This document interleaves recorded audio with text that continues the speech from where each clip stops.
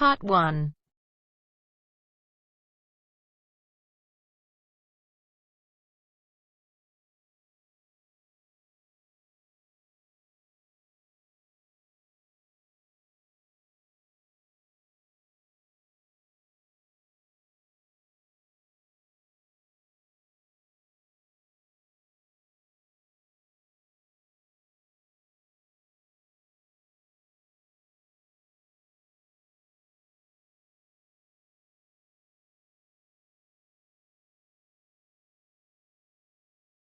In this test, you will hear a number of different recordings, and you will have to answer questions on what you hear. There will be time for you to read the instructions and questions, and you will have a chance to check your answers. In the IELTS listening test, the recording will be played once only.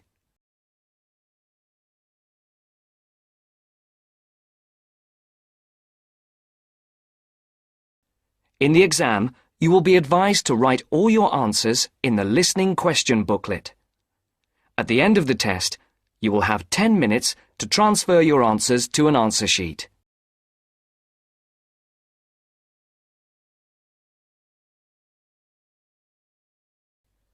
You are going to listen to a conversation between two people, a customer and a representative of a company which rents cars.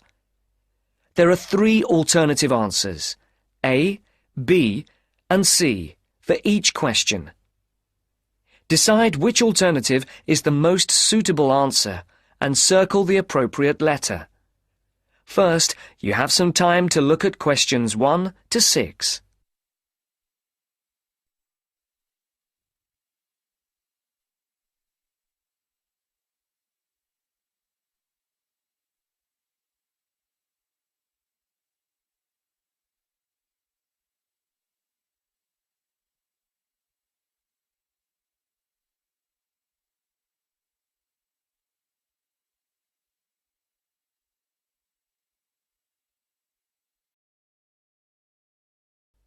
Now the test will begin.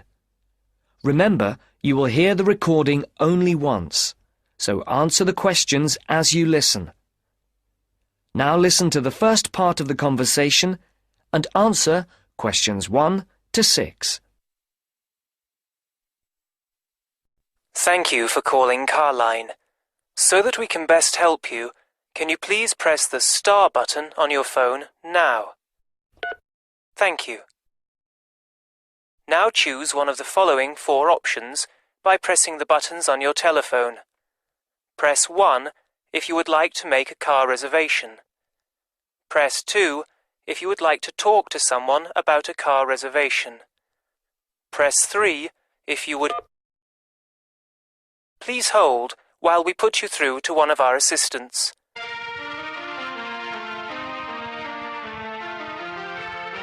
Good morning, Melanie speaking. How can I help you? My name is Mr. Maxine, and I booked a car several days ago to be picked up from Heathrow Airport in London, and I'd like to change the booking.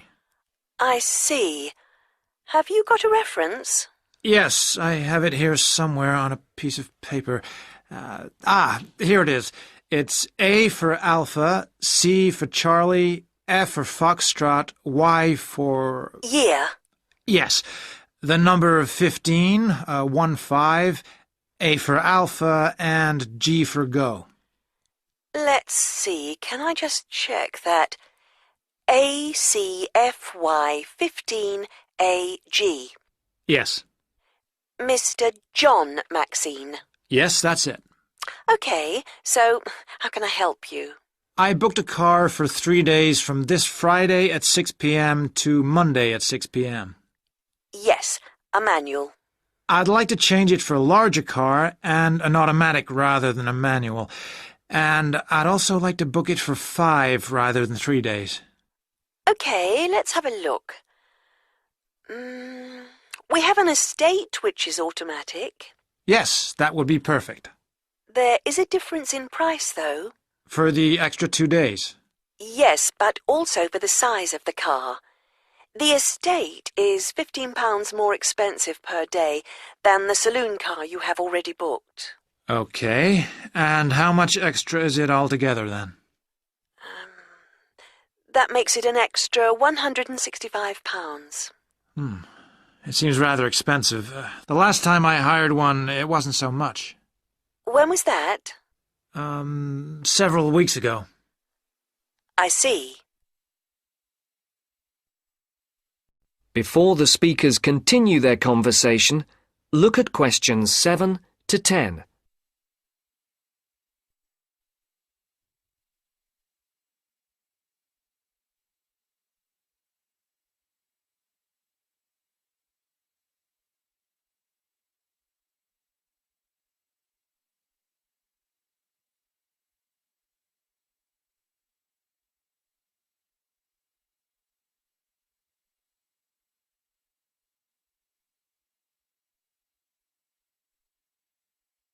As you listen to the rest of the dialogue, complete the numbered spaces 7 to 10. Write no more than 2 words or a number for each space. Well, it's basically because the rates change daily according to the cars available. The estate is the last automatic we have for hire for that period. We have a manual estate, which is cheaper, if that would help. No, it has to be an automatic. OK. Shall I debit your card for the extra £165? Is it possible for me to pay the extra in cash when I pick up the car at the airport? I'm afraid that isn't possible, as there are no facilities for handling cash at that time of the day. That seems odd. It's because the money can't be banked in the evening, and for security reasons, no cash is held on the premises. Okay, you can debit my card. You'll have to give the number to me again. Isn't it logged on the screen? For security reasons, it doesn't come up on the screen when we look at the booking. Any changes, and it has to be entered again. I see. It's 3445 9911. 3445 9911. 4425 4425 7750. 7750. OK, that has now been authorised. Shall we send the receipt to your Park Vale address? Yes, number 40. Is there anything else I can help you with, Mr. Maxine? No, nothing else, thank you. Have a nice trip. Thank you. Goodbye.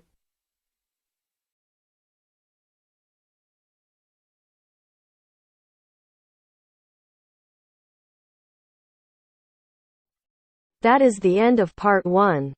You now have half a minute to check your answers.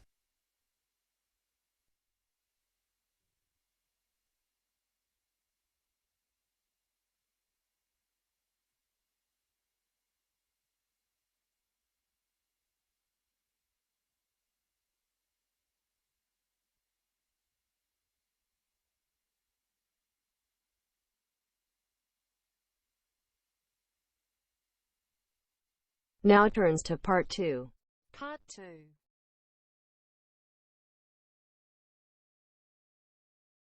You are going to hear a radio program about sport.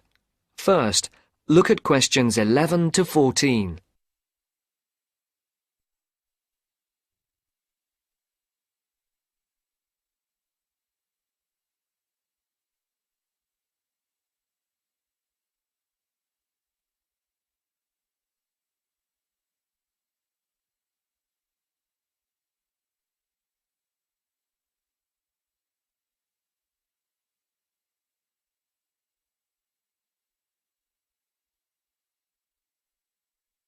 For these questions, listen carefully and circle the correct letters. And now for our Mystery Personality of the Week and your chance to win one of our fabulous prizes. Last week's competition generated a huge response, and the first 5 answers pulled out of the bag will receive £100 worth of sports clothes vouchers. And if you didn't win last week, here's another chance. And this week's prize is even bigger. We're giving away 10 prizes of £250 worth of book, music and clothes vouchers to mark the first anniversary of the show on the air. So get your pens ready to take down the address details. Just write the name of the person you think is our mystery personality and send it to Mystery Draw at the address Marcia will give you in just a second. The address will be repeated at the end of the show for those of you who didn't get it. And so it's over to Marcia, who will tell you a few tantalizing details about our mystery person this week. Thanks, Mike. Well, here goes. Our mystery person this week is a very well-known footballer who plays for a famous club and has also played for his national team. He is very talented and is enormously popular, especially for the part he played in a famous footballing victory. And 2 clues. He hasn't got a famous wife, and he speaks French. If you think you know who it is, then pop the answer on a postcard and send it to Mystery Draw, P.O. Box 5110, London SE1 5LE. That's P.O. Box 5110. And please don't forget to write your name and address too. And now it's back to Mike. Before the broadcast continues, look at questions 15 to 20.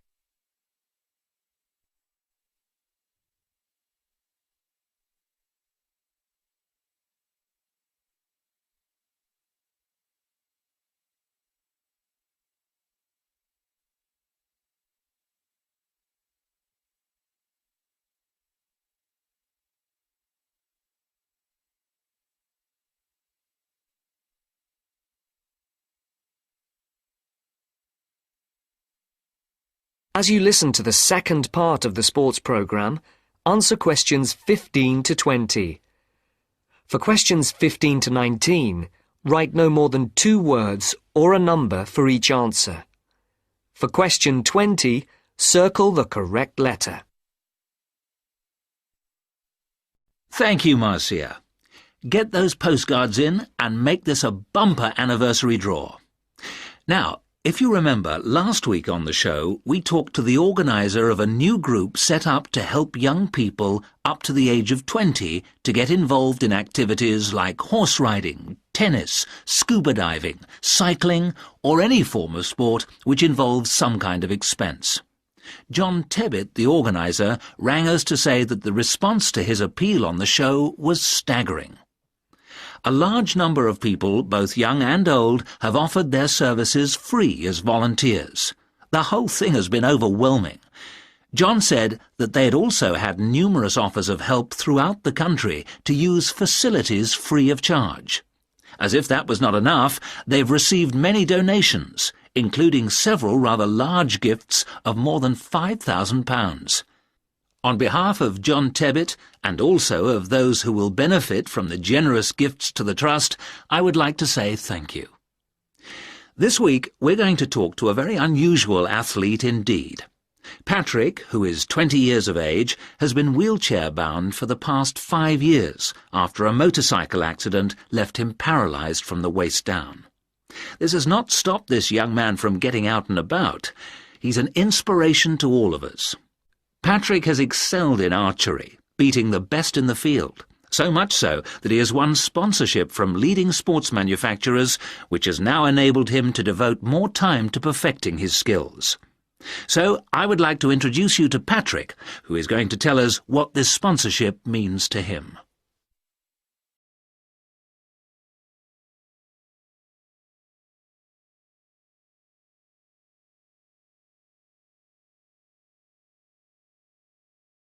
That is the end of part 2.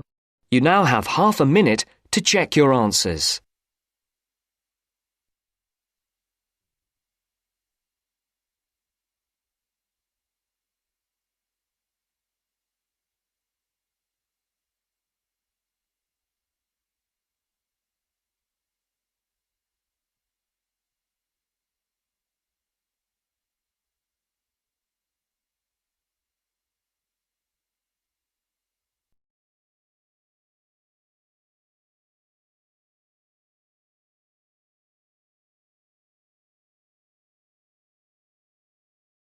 Now turns to part 3.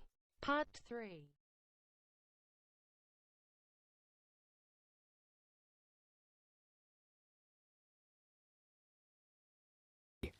You are going to listen to a conversation between two students talking about a lecture they have just attended.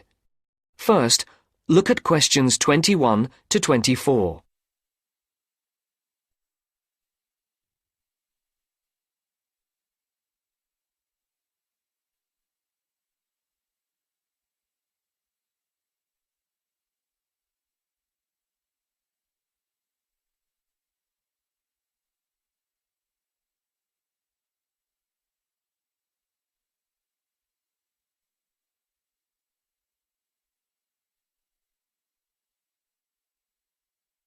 There are 4 alternative answers, A, B, C, and D, for each question. Decide which alternative is the most suitable answer and circle the appropriate letter. Henry, don't you think Dr. Adams' lecture was really very good? He could talk about the telephone directory and make it interesting. All his lectures are like that, Astrid. He's just one of those people. I wish we had him as our tutor. I bet you that he is very demanding, though. Boris is in his tutorial group and agrees that he is a brilliant lecturer, but he puts them under a lot of pressure. But don't you think that's good? Perhaps, but I am glad to have Dr. Adams as a lecturer. He's interesting and rather funny and puts just the right amount of pressure on people. Did you take lots of notes in the lecture? Yes, actually I did. In fact, several pages. I didn't think I had taken so many. I was that busy listening to what was being said that I didn't take many notes. Can I photocopy yours? I don't think that's such a good idea. You won't be able to read my handwriting, and sometimes I write them in English and sometimes in Arabic. Oh, let's have a look. Wow! Your notes are so neat.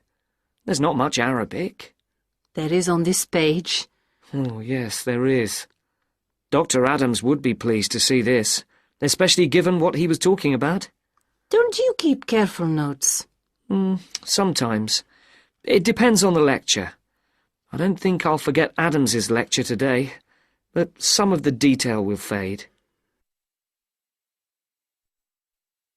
Before the conversation continues, look at questions 25 to 30.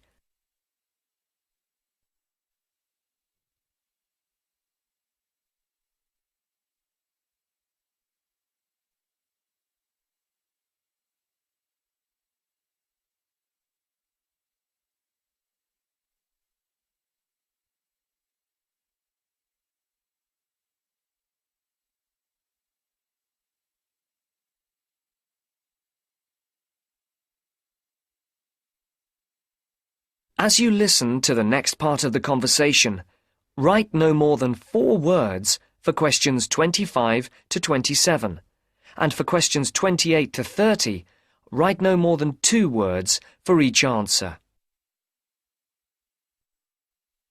I type up everything afterwards so you can have a copy then, and you can fill in anything I have missed. I'm not so good on the broader concepts. I'm better when it comes to detail. Just what Adams was talking about. Well, I am definitely a detail person. I need to have everything written down before I can get the concepts clear in my head. And I am the complete opposite. I find all the detail clutters up my mind and I get very frustrated, which was just what he was on about. He mentioned a book he'd written. He mentioned several. The one on space and the individual? Yes, called My Space. It's on the book list. So it is. I think I'll get that out of the library or get my own copy. Did you get what he said about spatial awareness? I didn't really. Oh, yes, it was fascinating. I can't be as eloquent as Adams was, but I know several people who are frighteningly intelligent, but they have difficulty reading simple directions, even when getting to places that they know very well. I find that difficult to understand. everyone learns the way to walk to the shops and things like that. You mean just the way people learn spelling? You know, people misspell words, make mistakes in countless areas of their lives, and going in the right direction is just the same. Remember what Adam said about the number of people who cannot tell left from right, north from south, and so on? Do you know which way is north? It's, that way. You see? I couldn't have told you that. Really? I haven't a clue which way is which. That's why I'm always getting lost when I go out on my bike, and put me in a completely new place and I am totally lost. What about maps? I'm hopeless at reading them. But then you're brilliant at writing essays and getting all the ideas down in the right order, and I don't know where to start. Again, just what Adams was talking about. What we need to do is combine our skills. You teach me to cope with detail, and I'll teach you how to string concepts together. Okay, we can do that. Which way is the library? It's... you're making fun of me.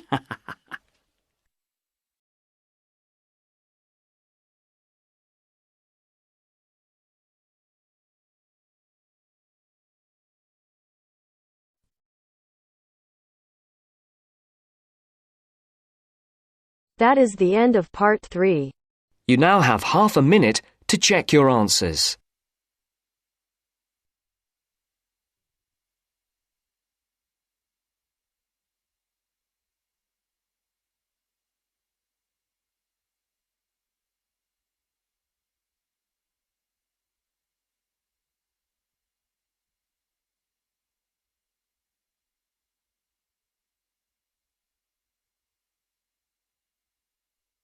Now turns to part 4. Part 4.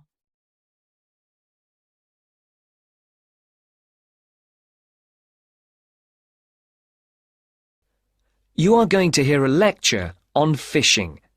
First, look at questions 31 to 36.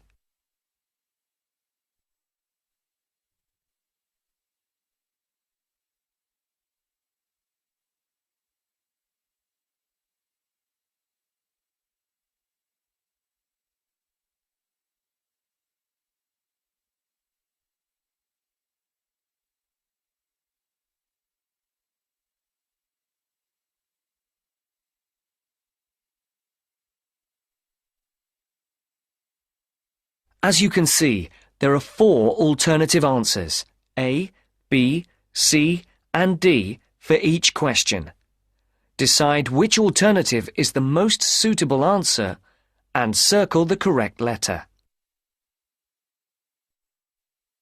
Good morning again, ladies and gentlemen, and in case you've forgotten, my name is Dr. North from the Marine Habitat Research Unit at the university, and I'm going to continue from the lecture that I gave a fortnight ago on humankind's relationship with the sea from a historical point of view, and also on attitudes to different types of fishing.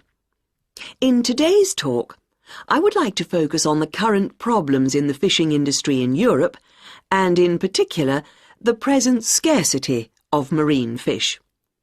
As with the last lecture, I've placed a book list, a few relevant articles, and a copy of this lecture on the department website. A statistic to begin with. Since the 1970s, stocks of the most heavily fished species have fallen, on average, by 90%. And why has this happened?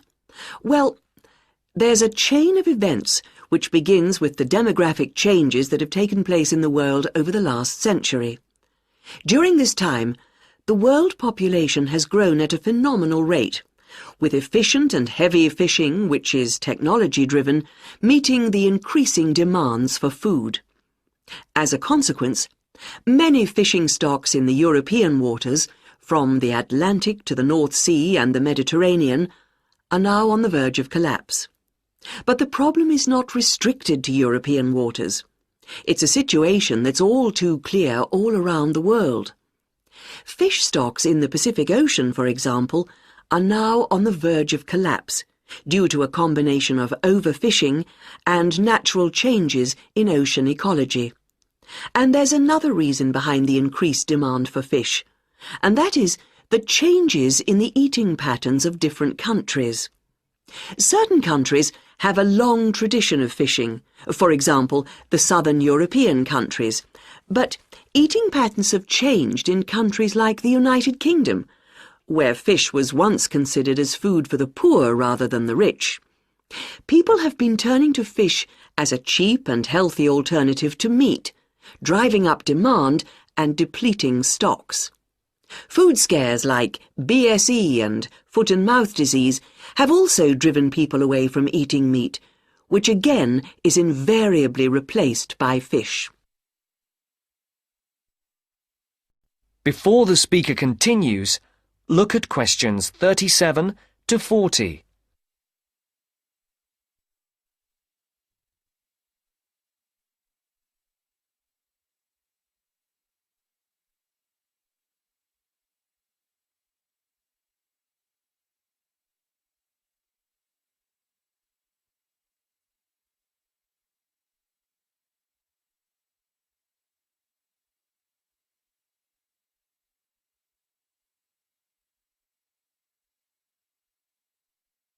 As you listen, complete the table. Write no more than 3 words for each answer. Another important reason is that a sizable proportion of the catch from modern trawlers or fishing boats is thrown away. Nets quite often land fish that are not wanted and which are thrown back into the sea dead. Discarded nets and other traps are responsible for the deaths of many fish. Our seas, like the rest of our environment, are littered with rubbish, which also destroys lots of fish. And fish are also being changed by the chemicals dumped into the oceans, as well as by overfishing, so the size of certain species is decreasing. More then have to be fished to produce a decent catch. And the solution? Well, there has to be more than one answer to the problem. Fish farms provide a partial solution, but the quality of the fish is usually inferior to those in the wild. Reducing the amount of fish that any one trawler or fishing boat is allowed to land is the most effective, but also the most unpopular measure. Countries in Europe like Spain rely heavily on fishing, and are naturally against any step which restricts their catch. But if the depletion of fishing stocks continues, there will be no fish left to fish. Take the disappearance of cod from the Great Banks off Newfoundland, which was once the richest cod fishing area in the Atlantic. After a dramatic fall in the cod population for some unknown reason, a ban was imposed, which, it was hoped, would lead to a repopulation of the cod stocks. The cod did not return, and many fishermen were put out of work. This is a scenario which we do not want to be repeated on a large scale.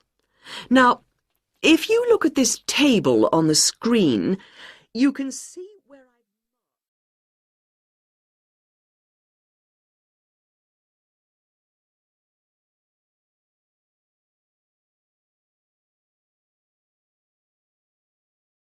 That is the end of part 4. You now have half a minute to check your answers.